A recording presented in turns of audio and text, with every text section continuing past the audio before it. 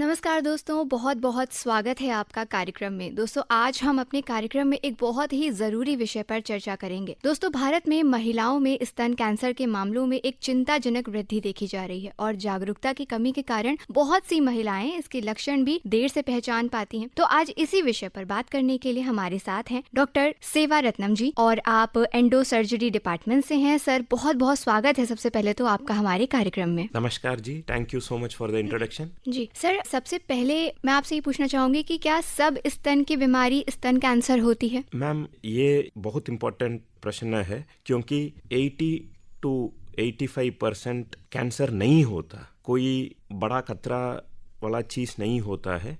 ये बहुत इम्पोर्टेंट है और हम लोगों को ये ज़रूर ये एम्फसाइज करना है महिलाओं से कि मोस्ट ऑफ द प्रॉब्लम्स और सादा बीमारी होता है और दवा नहीं है तो छोटा ऑपरेशन से ठीक हो जाता है। जी सर, बहुत ही बेसिक क्वेश्चन आपसे पूछना चाहूंगी कि स्तन कैंसर क्या होता है, ये क्यों होता है और इसके लक्षण क्या हैं? ये भी सवाल बहुत इम्पोर्टेंट है। स्तन cancer is a type of cancer, वो स्तन में होता है। मोस्ट ऑफ द टाइम्स इनके लिए बहुत ज़्यादा कॉजेस होते हैं, जैसा हेरिडिटरी कॉज हो गया, नहीं है तो hormonal and reproductive factors, early menarche, late menopause, lifestyle में ओबिसिटी है, अल्कोहल कंजम्पशन है लेडीज में, और smoking, lack of physical activity, और प्रीवियस मेडिकल ट्रीटमेंट, यानी पहला ब्रेस्ट में कोई ऑपरेशन हुआ है और अदर क्रॉनिक इन्फ्लेमेशन होता है, ये सब कॉजेस होते हैं। This is a type of carcinoma. Carcinoma बोलते हैं ये कैंसर को। ये ब्रेस्ट में होता है एंड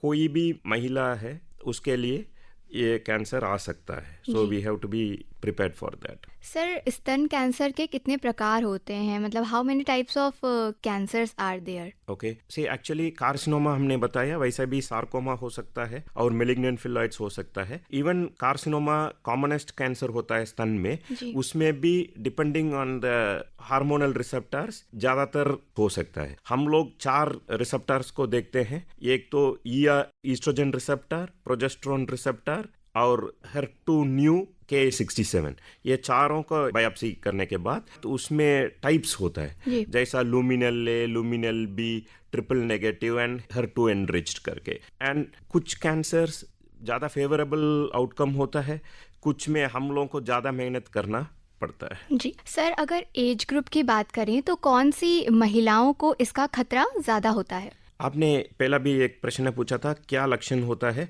पेनलेस ब्रेस्ट लम्प, गांठ ब्रेस्ट में है, दर्द नहीं है, वो ही मेन लक्षण है। और अभी पहले तो it was a disease of the elderly age group, अब तो ऐसा नहीं हम लोग बोल सकते हैं, because at least in tertiary referral centres हम 20 से 60 साल उम्र तक पेशेंट्स देखते रहते हैं। Most importantly any breast lump in woman more than 50 years of age, और वो भी पेनलेस होता है, वो कैंसर ब्रेस्ट हो सकता है। ओके सर, रीजंस या मेन कॉजेस क्या हो सकते हैं इस कैंसर के? ये तो हमने पहले भी डिस्कस किया था, हेरिडिटरी कॉज हो सकता है, अल्कोहल कंजम्पशन, लाइफस्टाइल मॉडिफिकेशन, वो सब हो सकता है। पोल्यूशन का भी क्या कोई खास रोल है सर इसमें? अब तो पोल्यूशन के बारे में तो प्रूव्ड कॉजेटिव नहीं है, बट पोल्यूशन में कितना कार्सिनोजेंस है वो बहुत ज्यादा चेंजेस कर सकता है, और ये सवाल लंग कैंसर और स्तन कैंसर में एड्रेस नहीं। अच्छा सर, अगर जेनेटिक रिलेशन की बात करें तो क्या कोई जेनेटिक रिलेशन इससे होता है? जेनेटिक तो कॉजेस हम लोगों ने बात किया था पहले भी, लाइक BRCA1 और BRCA2 mutation positive family members में ब्रेस्ट कैंसर है उसमें, और इसके अलावा भी कुछ म्यूटेशन है लाइक P53, उस महिलाओं में भी स्तन कैंसर होने का संभावना है।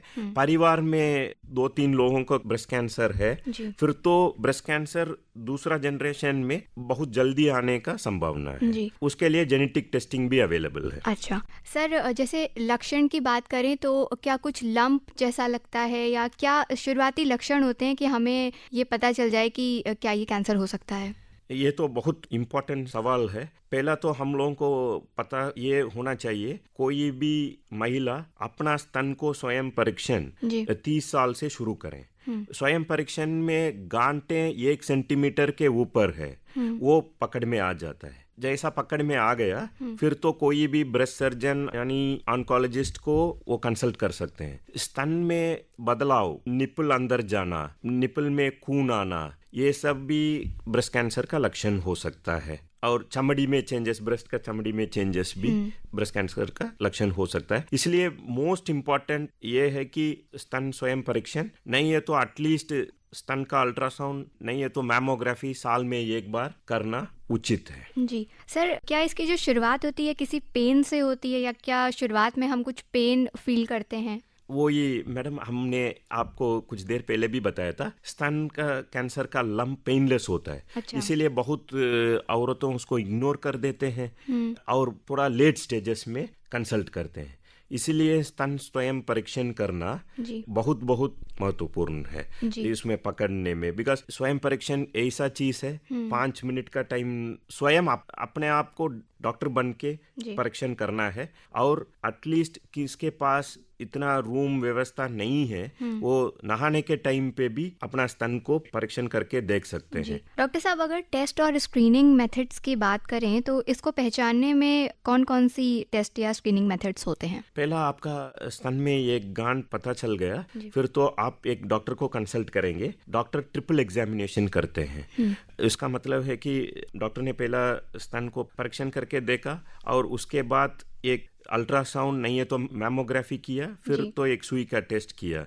इसके बाद वो पता चलेगा कि ये सादा गांठ है कि कैंसर का गांठ है। और फिर उसके बाद हम लोगों को स्टेजिंग करना होता है, कैंसर किस स्टेज पे, कैंसर आ गया तो हमने पहला बताया था कि majority of breast lumps benign होते हैं, सादा गांठ होते हैं, उसको तो दवा से, नहीं है तो छोटा ऑपरेशन से ठीक कर सकते। ब्रेस्ट कैंसर का कंफर्म हो गया, फिर तो हम लोग उसको स्टेजिंग करते हैं। स्टेजिंग करने के बाद पहला टाइपिंग हमने पहला बोला था आपको, ईस्ट्रोजन, प्रोजेस्टेरोन, हेरेटोन्यू और Ki-67, उसी के माध्यम पे उसको क्लासिफाई कर देते हैं। फिर पहला सर्जरी करना है तो सर्जरी करते हैं। सर्जरी में पहले तो पूरा स्तन निकलने का जरूरत पड़ता था, आजकल सिर्फ गांठ निकलते हैं। अच्छा। और दूसरा स्तन की तरफ ही बना देते हैं।